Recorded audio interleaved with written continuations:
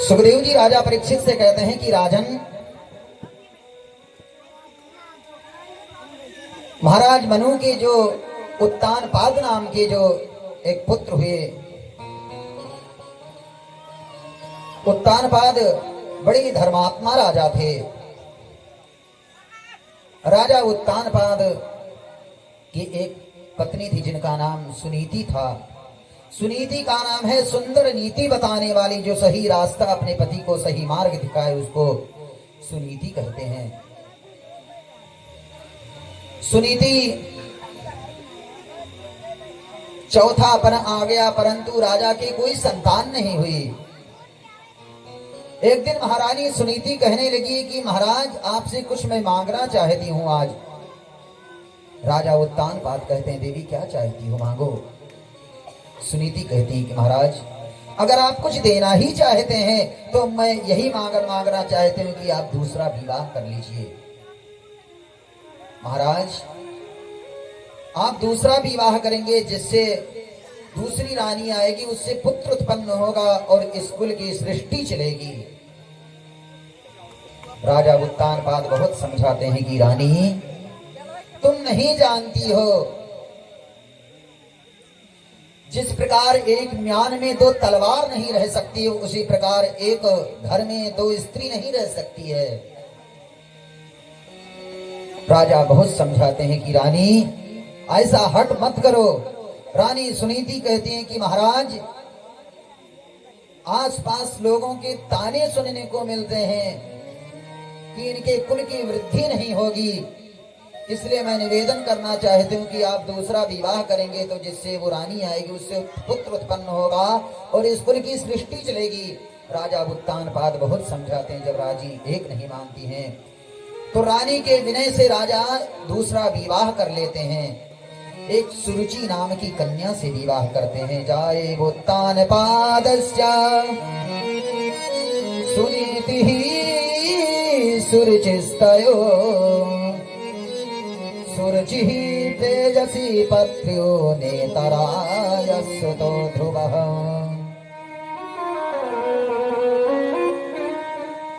आगे कहते हैं जब सुरुचि का विवाह होता है, महाराज उत्तानपाद वर्णित करके ब्याह करके सुरुचि को जैसे ही घर के पास लाते हैं, सुनीति आरती सजा करके आरती करने के लिए खड़ी होती हैं।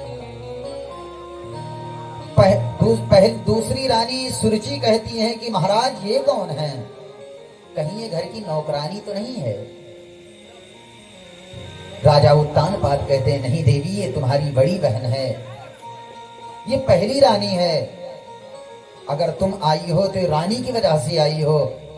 सुरुचि कहती है कि महाराज अगर आप पहले बता दिए होते तो मैं विवाह ना करती। महाराज इस घर में या फिर ये रहेगी या फिर मैं रहूंगी। महाराज इस घर के अंदर पहले मैं प्रवेश करूंगी जब इस रानी को आप घर से बाहर निकाल दीजिए, ये तो मेरी सवत है। राजा बहुत समझाते कि रानी अगर तुम यहाँ आई हो तो महारानी सुनीति के वजह से आई हो। सुरुचि एक नहीं मानती है। आज सुनीति कहती है कि महाराज हमारी वजह से ये घर फूटे ना, आप दोनों का प्रेम अलग ना हो, इसलिए मैं ही घर छोड़ करके चली जाती हूँ। और सुनीति घर छोड़ करके बाहर निकलती है। महाराज कहते हैं देवी तुम कहाँ जाओगी। उसी राज्य में एक कुटिया बना देते हैं, उसी कुटिया में सुनीति रहने लगती हैं। सुरुचि महलों में रहने लगती है। महाराज सुनीति से मिलने जाया करते हैं। भगवान की ऐसी कृपा हुई कि आगे चल करके सुरुचि भी गर्भवती हो गई और सुनीति भी गर्भवती हो गई। कृष्ण कृष्णचंद्र भगवान की जय। भगवान की कृपा जब पर हो जिस पे उस पे सभी की कृपा हो जाती है।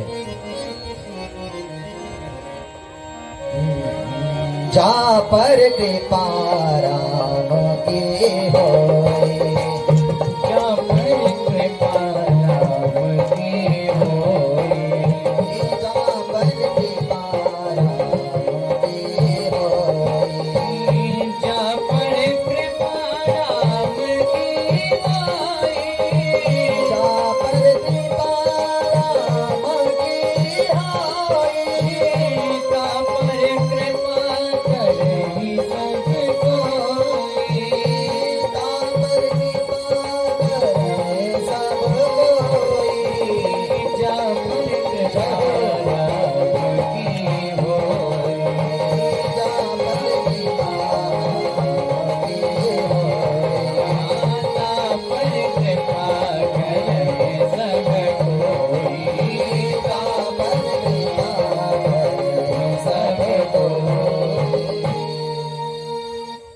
पे हरि की कृपा हो जाए उस पे तो सबकी कृपा हो जाती है।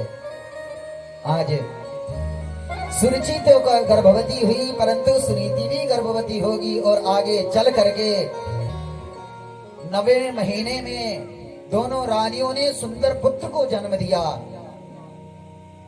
सुरुचि ने भी, कहते हैं जिस समय सुनीति कुटिया में रहती थी एकांत पा करके नारद जी आते थे और नारद जी यही समझाते थे कि पुत्री तू अपने आप को अकेला मत समझना। नारद जी बैठ करके दिव्य ज्ञान का उपदेश देते थे। नारद जी के दिव्य ज्ञान से सुनीति के गर्भ में जो शिशु पल रहा था, बालक पल रहा था, वो भगवान के एक बहुत बड़े भक्त हुए। प्रसिद्ध ध्रुव भक्त भगवान की जय। भक्त ध्रुव जी पैदा हुए। सुरुचि के पुत्र का नाम उत्तम हुआ और सुनीति के पुत्र का नाम ध्रुव हुआ।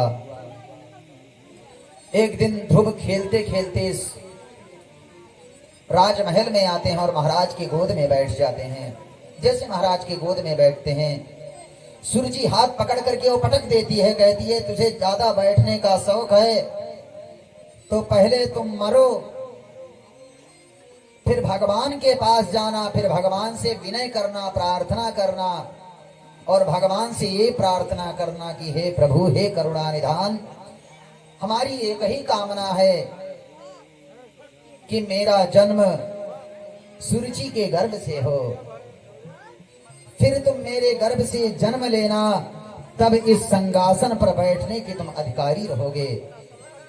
बंधुओं ध्यान दीजिए, ये भागवत का मर्म चरित्र है कि सुरुचि ने भगवान से बड़ा अपने गर्भ को माना। वो भगवान से बड़ा अपने गर्भ को मान के बैठी हैं। आज सुरुचि कहती है पहले तुम मरो, फिर भगवान से प्रार्थना करना, फिर मेरे गर्भ से जन्म लोगे, फिर इस सिंहासन पर तुम बैठने की अधिकारी रहोगे।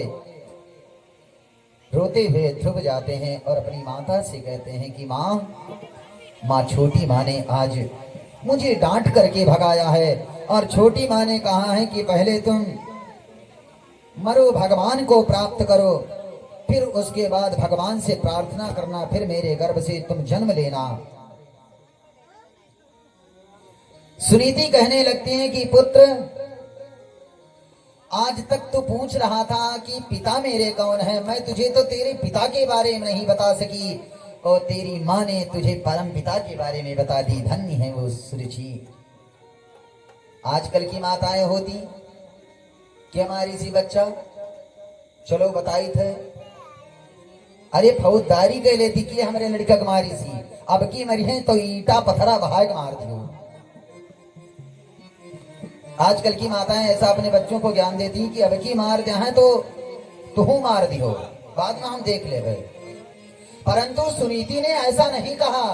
सुनीति ने कहा कि बेटा, जैसे मैं तेरी माँ हूं वैसे सुरुचि भी तेरी माँ है। अगर उसने डांटा है तो डांटने के पीछे कुछ रहस्य है, तेरे सतमार्ग का रास्ता निकल गया है।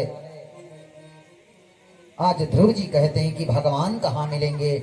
सुनीति कहती हैं कि तुम भगवान को ढूंढो, जरूर मिल जाएंगे भगवान। आज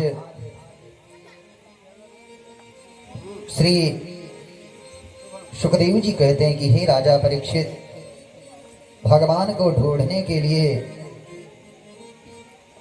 ध्रुव जी निकल पड़ते हैं और ध्रुव जी कहते हैं कि हे हरि, अब जहां तुम ले चलोगे वहीं हम चलेंगे। जहां ले चलोगे वहीं मैं चलूंगा।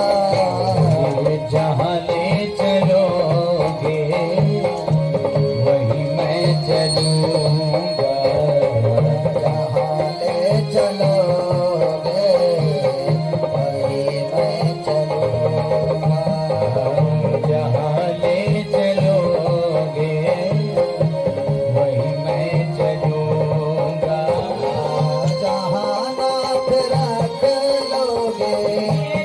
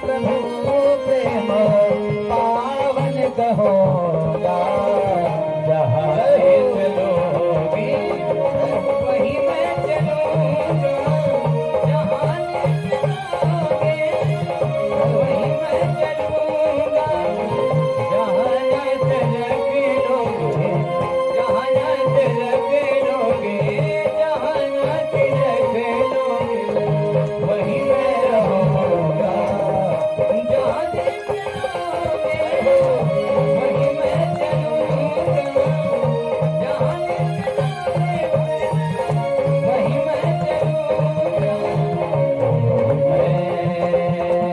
चलूंगा,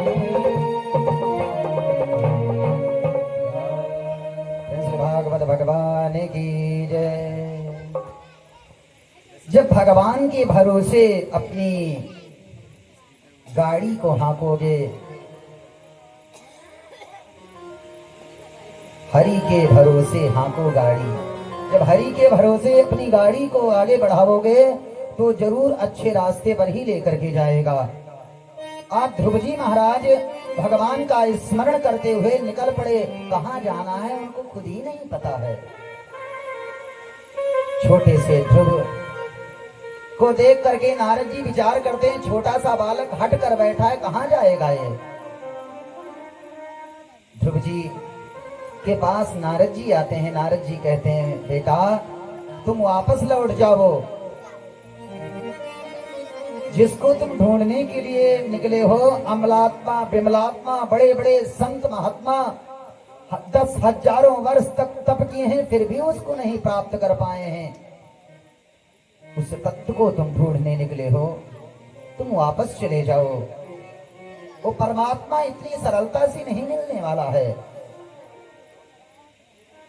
आज ध्रुव जी कहते हैं, नहीं मैं भगवान को प्राप्त करूंगा। कहाँ है भगवान? उस भगवान से मैं मिलूंगा, क्योंकि मेरी माता सुनीति ने कहा है कि भगवान से मिल करके तभी आना। आज नारद जी विचार करते हैं कि भैया कुछ लोग ऐसे लोगों को कभी कभी ऐसे वैराग्य धारण हो जाता है। कल मैंने प्रथम दिवस की कथा में मैंने बताया था कि वैराग्य कब कब होता है।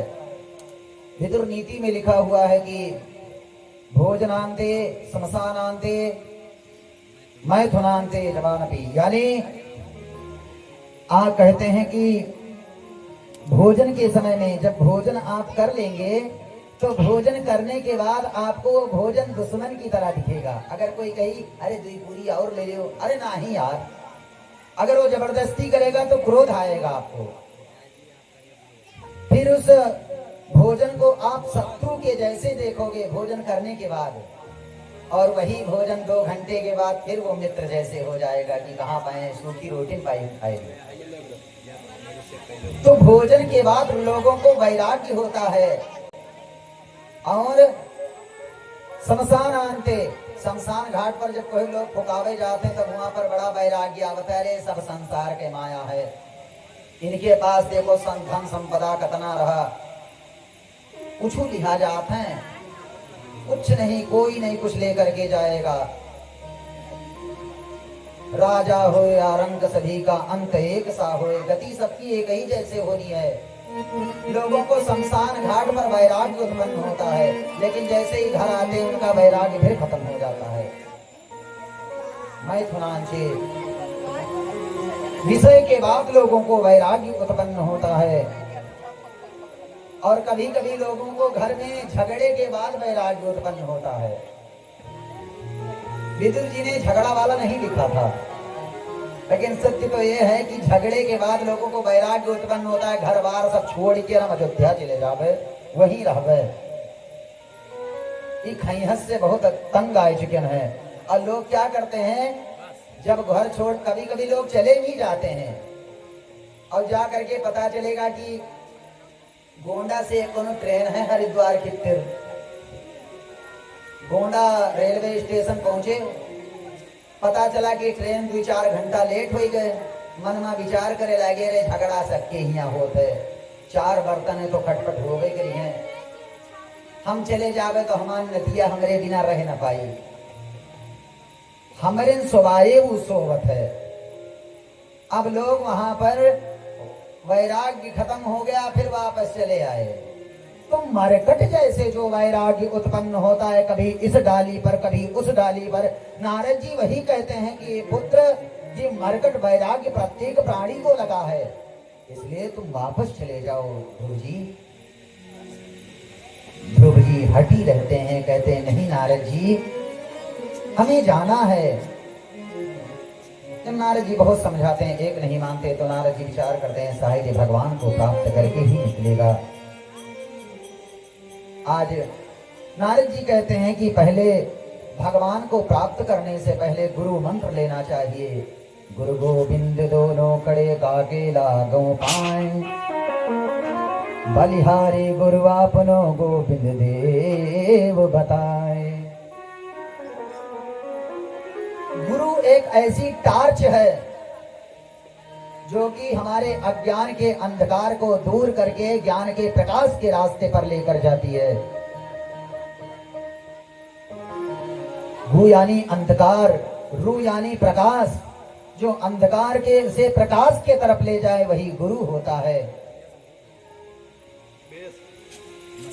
जिस प्रकार दत्तात्रेय जी ने 24 गुरु बनाया था, उसी प्रकार जब तक सच्चे गुरु ना मिल जाए तब तक बदलते रहो। अरे ठीक ठाक गुरु ना है, बदलते हो, गुरु दोसर कह लियो।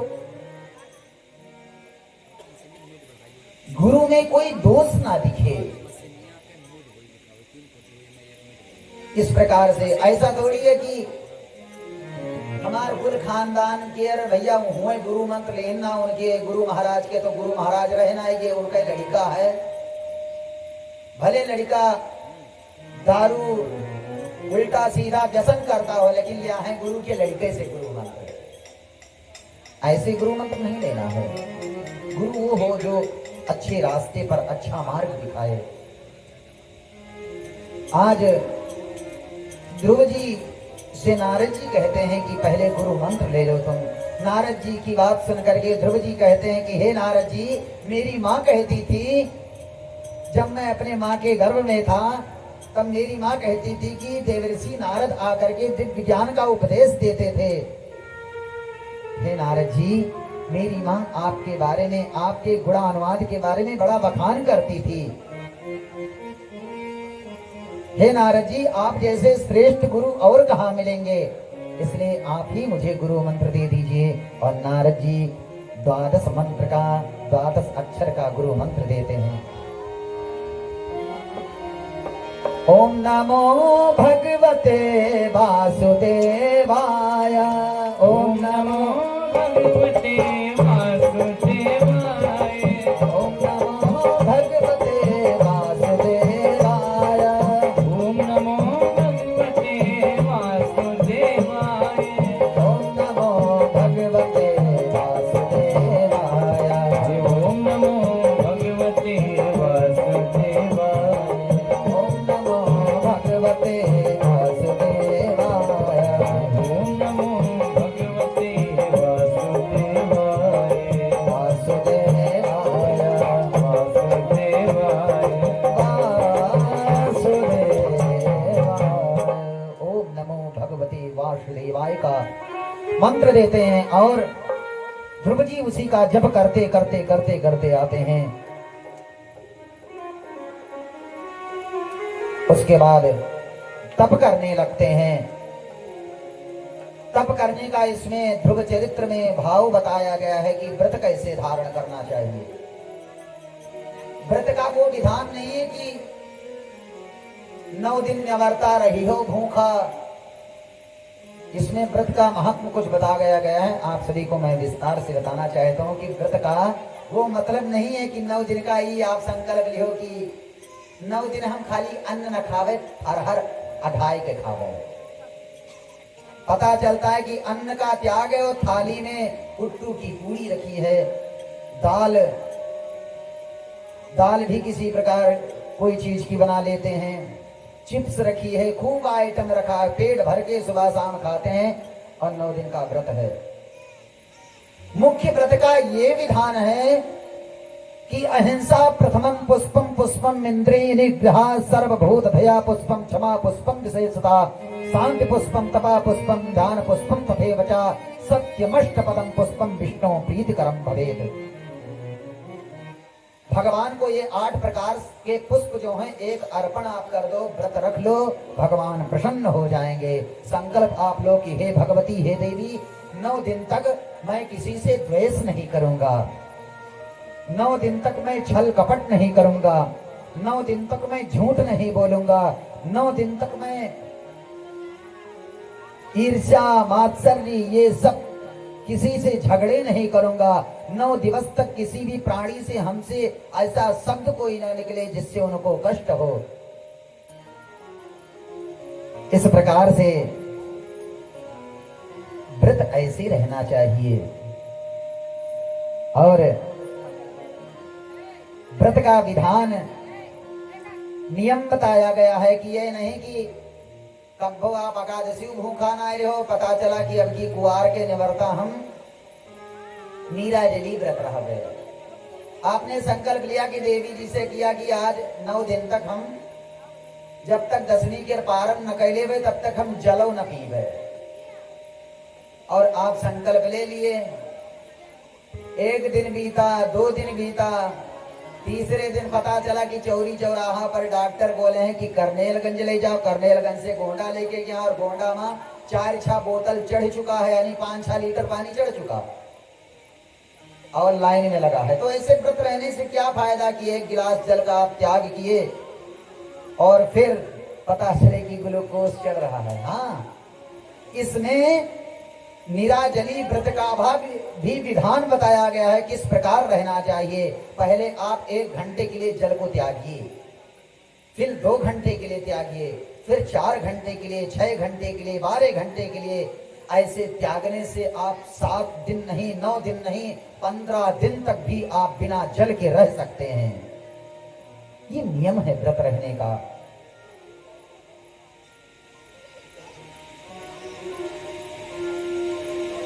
मैं स्वयं अपने से अनुभव बता रहा हूं। पहली बार मैं नवरात्रि व्रत रखा था, हैदराबाद से मैं आया था, घर बन रहा था।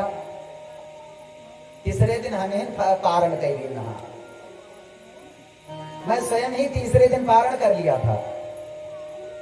तो व्रत का नियम यह है कि पहले रहना चाहिए, पहले 1 दिन व्रत रहो, सिद्ध हो जाए, 2 दिन का, 3 दिन का। अरे आप लोग कहते हैं कि ये फलाहारी बाबा हैं, उनको सिद्ध हो गया है इसलिए वो कभी भोजन ग्रहण नहीं किए, हमेशा व्रत ही हैं। ये व्रत का विधान है। ध्रुव जी जल को त्यागते हैं, धीरे धीरे फिर आगे चल करके हमारे आचार्य शुभम जी से निवेदन है कि आकर के थोड़ी माइक सही कर दें। और कहते हैं कि 2 दिन का, 3 दिन का, 4 दिन का, धीरे धीरे फिर घास फूस खाने लगते हैं। उसके बाद फिर घास फूस का त्याग करके पत्ते खाने लगते हैं। ध्रुव जी पत्तों का त्याग करते हैं, जल भी छोड़ देते हैं। 3 महीने के बाद सिर्फ श्वास लेते हैं। 6 महीने के बाद श्वास लेना भी बंद कर देते हैं वो। ऐसे ऐसे ध्रुव जी महाराज जब एकदम श्वास को रोक लेते हैं, सारे तीनों लोकों में अंधकार मच जाता है। सारे देवता त्राहि त्राहि करने लगते हैं। भगवान लक्ष्मी नारायण प्रकट हो जाते हैं। मेघश्यामं तैजकोशेयवासं श्रीवत्सांगं कौस्तुभोद्भासितांगं पुण्योपेतं पुंडरीकायताक्षं विष्णुं वन्दे सर्वलोकैकनाथम्। भगवान चतुर्भुज रूप में प्रकट हो जाते हैं।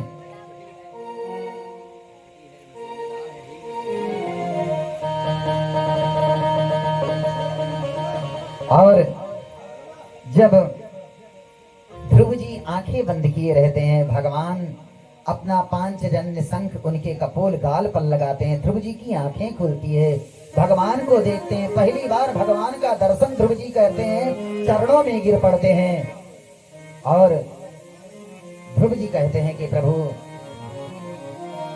ना मैं जानो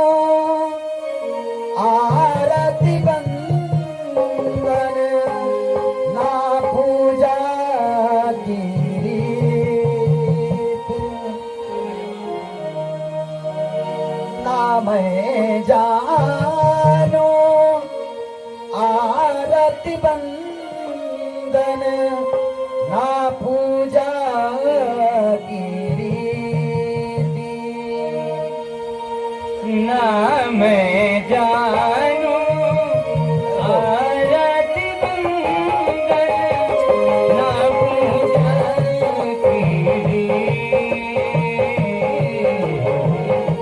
ना मैं जानू आरती बंदन ना पूजा की।